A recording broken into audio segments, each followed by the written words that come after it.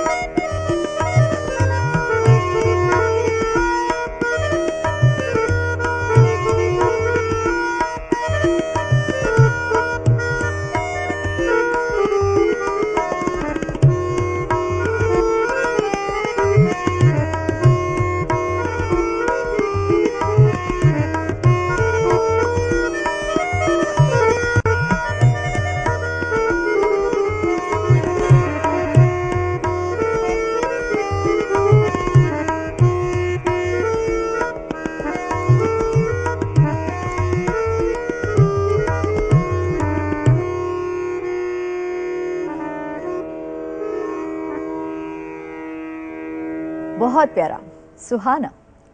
अत्यंत तन्मयतेने तुम्ही ही चीज वाजवून दाखवलीत. आपण पुढच्या गप्पांना सुरुवात करूया. तुमची प्रचंड ओळख मी मगाशी रसिकांना करून दिलेलीच आहे. आता ती ओळख निर्माण कशी झाली? मध्यमवर्गीय कुटुंबामध्ये वाद्य किंवा काहीतरी गाणं आलंच पाहिजे ही जबरदस्ती एक असते. हो. तर तसं माझ्या आईने जबरदस्ती तबल्याला घातलं. अच्छा. जबरदस्ती हा एकच योग्य शब्द आहे त्याला. नंतर आयुष्यात येणारे ज्या काही योगायोग होते तर त्याच्यामुळे ह्या सगळ्या इतर गोष्टी येत गेल्या. काही ठिकाणी तो स्वतःचा शोध होता. म्हणजे जे चांगलं वाटलं, जे आवडलं ते आपल्याला आलं पाहिजे आणि चांगलं आलं पाहिजे ही इच्छा असल्यामुळे मग ते शिकत गेलो. आणि मग त्याच्यानंतर ज्या काही घटना आयुष्यात घडत गेल्या त्या अनुषंगाने जे जे काही शिकावं लागलं, मी वेगवेगळे रोल करत असताना म्हणजे साऊंड इंजिनियरचं तर ते ज्ञान घ्यायला लागलं, IT असल्यामुळे ते ज्ञान घ्यायला लागलं. तर अशा वेगवेगळ्या रोलमध्ये जे काही शिकायला लागलं तर त्याच्यामुळे त्या अनुषंगाने वेगवेगळ्या गोष्टी शिकत गेलो. त्याच्यामुळे असं मुद्दाहून हे करायचं म्हणून कधी केलं नाहीये. एक योगायोग होता आणि ह्या सगळ्या 4 गोष्टींचं मिश्रण होतं. आणि इंजिनिअरिंग होईपर्यंत मी तबला वाजवत होतो, अमॅच्युअर कार्यक्रमांमध्ये वाजवतही होतो. पण जेव्हा इंजिनिअरिंगला गेलो त्यावेळेला एक खूप लाईफ टर्निंग एक्सपिरियन्स आयुष्यात घडला. पंडित मनोहर चिमोटे ज्यांचं आता नुकतंच निधन झालं, तर ते माझ्या आयुष्यात आले आणि तो माझ्या आयुष्यातला एक टर्निंग पॉईंट होता. खूप महत्त्वाची घटना होती ती. पण कुठल्या अर्थाने? अशा अर्थाने की त्यावेळेला मला अशी इच्छा होत होती की आपण तबला न वाजवता दुसरं कुठलं तरी एक मेलडी इन्स्ट्रुमेंट वाजवा, कारण मुख्य तबल्याची इतकी काही अफिनिटी नव्हती.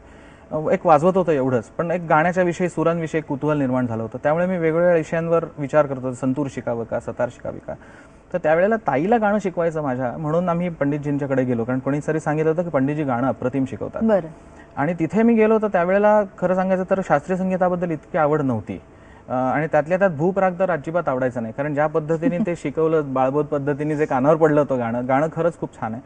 पण त्याच्यामुळे ते नको, आपल्याला ह्या गाण्यापासून दूर राहिलं पाहिजे अशी ती एक मनात झाली होती, एक आढी बसली होती असं म्हणा तुम्ही. आणि नेमकं योगायोग म्हणा, मी तेव्हा संगीतालयात गेलो त्यावेळेला पंडितजी भूपच शिकवत होते आणि ते इतकं सुंदर होतं जे काही होतं ते. म्हणजे तिकडे गेल्यानंतर I was a completely changed man, की एकतर शास्त्रीय संगीत इतकं सुंदर असू शकतं, त्याच्यात भूपराग इतका सुंदर असू शकतो आणि त्याच्यात ही व्यक्ती इतकं आनंदाने, इतका गोड हे गोष्ट दुसऱ्याने शिकवते आणि आनंद घेऊ शकते. तर म्हटलं ही खरंच खूप मोठी व्यक्ती असली पाहिजे. मी तोपर्यंत पंडितजींचं इतकं जबरदस्त प्रतिभावान व्यक्तिमत्व इतकं माहिती असलेलं, पण मला फार नव्हती माहिती गुरुजींच्या विषयी.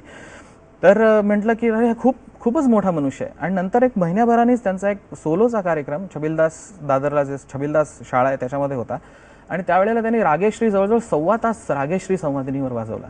आणि त्यावेळेला मला असं वाटलं की ह्या वाद्यावर, की ज्या वेळेला मी जे लिमिटेड वाद्य म्हणून समाजात मान्यता पावलेलं होतं की जे which is not absolutely true, तर या वाद्यावरती इतकं जबरदस्त स्वरांचं स्वर्ग निर्माण करू शकतात. तर माझा गुरूंचा शोध संपला. आता मला जर जे काही शिकायचंय, मला जे काही सुरांची ओळख करून घ्यायची ती मला फक्त या माणसाकडनंच करून घ्यायचे असं त्यावेळेला माझं ठरलं. आणि मग पंडितजींच्या सहवासात येत गेलो आणि जवळजवळ 6 वर्ष इंजिनिअरिंग पूर्ण होईपर्यंत आणि नंतरची 2 वर्ष अमेरिकेत जाण्यापूर्वीची 6 वर्ष मी आकंठ त्यांचा सहवास आणि गाणं एवढंच फक्त केलं.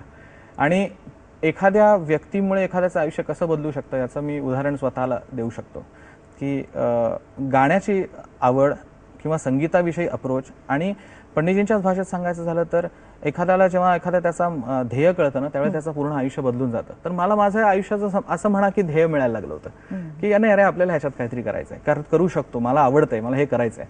अशा रीतीने तो it was a turning point. छान. तुमचं उत्तरही फार म्हणजे ओघवतं होतं आणि मला कुठलाच प्रश्न विचारावा लागला नाही तुम्हाला. त्या प्रश्नामध्ये म्हणजे तुमच्या उत्तरामध्ये सगळ्या गोष्टी ह्या आल्या. म्हणजे संवादी, म्हणजे तबल्याकडून तुम्ही संवादिनीकडे कसे वळलात आणि तुमच्या आयुष्यात तुमचं आयुष्य कसं बदललं त्यांच्या सहवासात येऊन. मित्रांनो, इथे आपण एक छोटासा मध्यांतर घेतोय. लगेच पुन्हा भेटूया तुमच्या आवडत्या कार्यक्रमात, ज्याचं नाव आहे M2G2. ब्रेक नंतर स्वागत.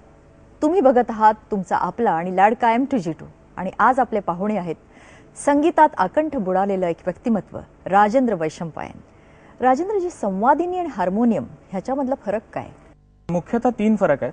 एक तर प्रथम मला सांगायला आवडेल की संवादिनी हे नाव हे माझे गुरु पंडित मनोहर चिमोटे यांनी ह्या वाद्याला दिलेलं आहे. एक मुख्य फरक असा की हे जे वाद्यावरचे जे स्वरमंडळ तुम्ही पाहताय की जे या वाद्यापासून वेगळं काढता येतं. हो हो. आणि याच्यावर तारा बसवलेल्या आहेत की ज्याचा परिणाम ज्या सतारीच्या तर्फांच्या तारांचा जो इफेक्ट येतो, तर त्याच्या इफेक्टमुळे टोनल क्वालिटी खूप चांगली या वाद्याला मिळते. जो गोलाई आणि गोडवा जो येतो तो त्याच्यामुळे येतो. दुसरी गोष्ट म्हणजे गंधार स्वरस्थापना, गंधार ट्युनिंग ज्याला म्हणतात, की जे ट्रॅडिशनली हार्मोनियमवर स्टँडर्ड ट्युनिंग असते, पण त्याला आपण गंधार ट्युनिंग करण्याची जी पद्धत आहे ती पंडितजींनी त्यांचे गुरुजी पंडित भीष्मदेव वेदीजी त्यांच्या बरोबर चर्चा विचार करून ह्याच्यावर आणली. दुसरं म्हणजे हे जे कीज आहेत कीबोर्डच्या, तर त्या थोड्या सपल केल्या आणि त्याची जी डेप्थ आहे ती ॲडजस्ट केली, ज्या योगे वाजवण्याला आणि स्पीडला त्याचा खूप चांगला परिणाम होऊ शकेल. याचं कारण असं की चौथा मुद्दा जो आहे की शैली, वादनाची शैली जी पंडितजींनी निर्माण केली ह्या वाद्यावर, तर ती शैली वाजवण्यासाठी हे सगळे टेक्निकल कीबोर्ड मधले फरक करणं आवश्यक होतं. तर हे बेसिकली 4 मुख्य फरक आहेत. अच्छा. मग आता हे सांगितल्यानंतर पुन्हा एकदा मोह होतोय तुमचं संवादिनी वादन ऐकण्याचा. एक छोटीशी ठुमरी एक थोडा एक पेशकश करतो. बरं.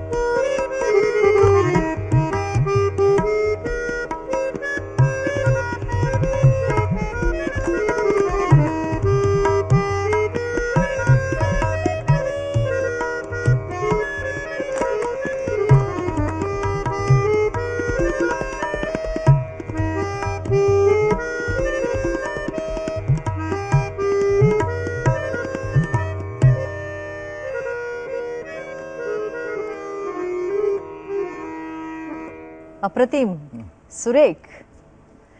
म्हणजे गाण्याचा सुद्धा आस्वाद मिळाला या तुमच्या वादनामुळे. फार छान. तुम्ही ताल आणि लयीच्या साम्राज्यात एवढे गुंगलेल्या असतानाच नवीन कलाकारांना व्यासपीठ मिळण्यासाठी आणि अल्बमसाठी तुम्ही एका नवीन प्रोडक्शन हाऊसचं निर्माण केलं, त्याबद्दल सांगा. हां, ॲक्च्युली इंजिनिअरिंग झाल्यानंतर माझ्याकडे 2 ऑप्शन्स होते. एक पूर्णवेळ संगीत करायचं किंवा इंजिनियर म्हणून IT फील्डमध्ये जायचं. मला सगळ्या जुन्या जाणत्या लोकांनी सांगितलं की शहाणा असेल तर पूर्णवेळ संगीत करू नकोस, इंजिनियर आहेस तू तर व्यवस्थित तू तसं करिअर कर. मी मानलं आणि 15 वर्ष IT मध्ये काम करत होतो. पण ते करत असताना मनात असं आलं की मला जो प्रश्न पडला की पूर्णवेळ संगीत करायचं असेल तर जो व्यासपीठ असायला पाहिजे, तर जे माझ्या काळात जे नव्हतं ते आत्ताही मी तशीच परिस्थिती पाहत होते की तसं नाही आहे. तर त्या दृष्टीने मला काय करता येईल म्हणून मग मी विचार केला की काहीतरी दुसऱ्यांनी करण्यासाठी थांबायच्या ऐवजी आपण स्वतः काहीतरी करावं. म्हणून मग मी IT क्षेत्र सोडलं इन अ वे. अमेरिकेतनं परत आलो. ही कंपनी एस्टॅब्लिश. अमेरिकेला होता तुम्ही? अमेरिकेत होतो त्यावेळेला आणि ITच्या निमित्तानेच गेलो होतो. कंपनी स्थापन केली आणि याचा मुख्य उद्देश हे नवीन कलाकार की जे खूप डिझर्विंग आहेत, की जे खूप चांगलं काम करतात पण जे लोकांच्या पर्यंत पोहोचणं आवश्यक आहे. तर अशा मंडळींसाठी वेगवेगळ्या पद्धतीने त्यांना लोकांच्या समोर घेऊन जाणं, त्याच्यासाठी मग प्रोडक्शन हाऊस, मग त्यांच्या CDs रिलीज करणं, त्यांचे कार्यक्रम घडवून आणणं, त्यांच्यासाठी एक ट्रस्ट स्थापन केलेला आहे की ज्यायोगे त्यांना वेबसाईट तयार करून देणं. म्हणजे त्यांच्यासाठी जे जे काही करता येणं शक्य आहे नवीन कलाकारांच्यासाठी त्यांना एक्सपोजर देण्याच्या दृष्टीने, तर तो प्लॅटफॉर्म करण्याचा प्रयत्न सुरू आहे आणि त्याच्यासाठी म्हणून ही एक ॲक्टिव्हिटी करतोय. दुसरं असं लक्षात आलं की भारतीय शास्त्रीय संगीताचं ब्रँडिंग हे करणं खूप आवश्यक आहे. जसं आपण पाश्चात्य देशात बघतो की त्यांचं ब्रँडिंग खूप छान वेगवेगळ्या मर्चंडाईजमधनं वगैरे सगळं होतं. तर तसं ब्रँडिंग करण्यासाठी टी-शर्ट्स, म्युझिक असलेले किंवा म्युझिक इन्स्ट्रुमेंटच्या कीचेन्स अशा वेगवेगळ्या पद्धतीने क्लासिकल म्युझिकचं ब्रँडिंग करण्याचा प्रयत्न करतोय. सो ह्या एक प्लॅटफॉर्म क्रिएट करण्याचा हा प्रयत्न आहे आणि त्याचा मुख्य उद्देश आहे नवीन कलाकारांना सपोर्ट करून त्यांना एक हे करणं, त्यांना त्यांच्या जगात वावरण्यासाठी सबल करणं हा मुख्य उद्देश आहे. छान. म्हणजे एवढे सगळे उपक्रम तुम्ही राबवता आणि इतक्या छान कल्पना तुमच्या डोक्यात येतात. फारच छान. आपण पुन्हा एकदा एक छोटंसं मध्यांतर घेतोय आणि लगेच पुन्हा भेटूया तुमच्या आवडत्या कार्यक्रमामध्ये.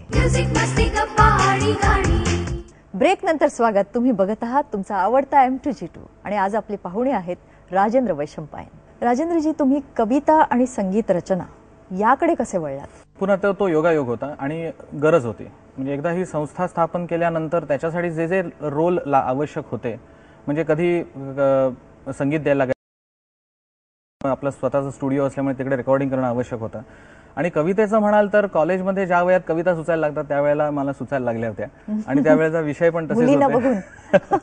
त्यावेळेचे विषय पण तसेच होते. आणि नंतर त्या एक घटना अशी म्हणजे किंवा असं घडलं की आयुष्यातल्या ज्या ज्या काही प्रसंगांना आपण तोंड देत असतो त्यावेळेला काही ना काहीतरी एक तरंग मनामध्ये उठत असतात आणि ते कोणतरी शेअर करायला तुमच्या बरोबर लागतं.